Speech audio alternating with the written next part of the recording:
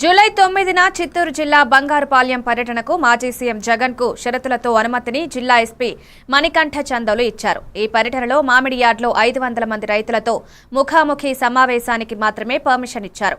Helipad వద్ద కేవలం 30 మంది నేతలే ఉండవచ్చని పేర్కొన్నారు. ఇంతకుముందు ఇతర జిల్లాల్లో జరిగిన ఘటనల దృష్ట్యా కఠిన ఆంక్షలు అమల్లోకి ఉన్నాయి. షరతులను అతిక్రమించిన వారిపై కఠిన చట్టపరమైన చర్యలు తప్పవని జిల్లా ఎస్పీ మణికంఠ చందోలు హెచ్చరిస్తున్నారు. ఏం చేయట్లేదు అనే ఉద్దేశంతో వాళ్ళని మాట్లాడి వాళ్ళ దగ్గర నుంచి ఫీడ్బ్యాక్ తీసుకోవడం 500 మందికి వచ్చి ఇంటరాక్ట్ అవ్వడానికి పర్మిషన్ ఇవ్వడం జరిగింది.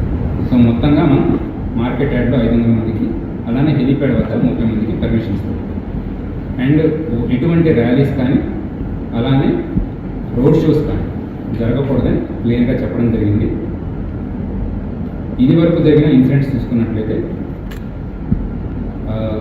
3 చోట్ల.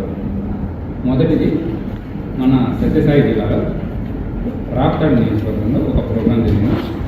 అక్కడ పోలీసులు ఎక్స్క్లూజివ్గా చెప్పి స్ట్రాంగ్ బ్యారికేడ్ పెట్టించుకోమని, అలానే చాలా తక్కువ మంది రావాలి అని చెప్పేసి ఇన్స్ట్రక్షన్స్ పాస్ చేసినా కూడా ఎక్కువ సంఖ్యలో రావడం, అలానే హెలీప్యాడ్ లోపలికి ఎక్కువ మంది వచ్చేసేసి ఈవెన్ చాపర్ కూడా డ్యామేజ్ అవ్వడం జరిగింది.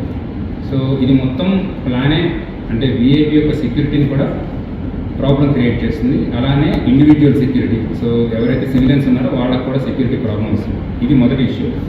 సో రెండవ ఇన్సిడెన్స్ కుదిరి ప్రకాశం జిల్లా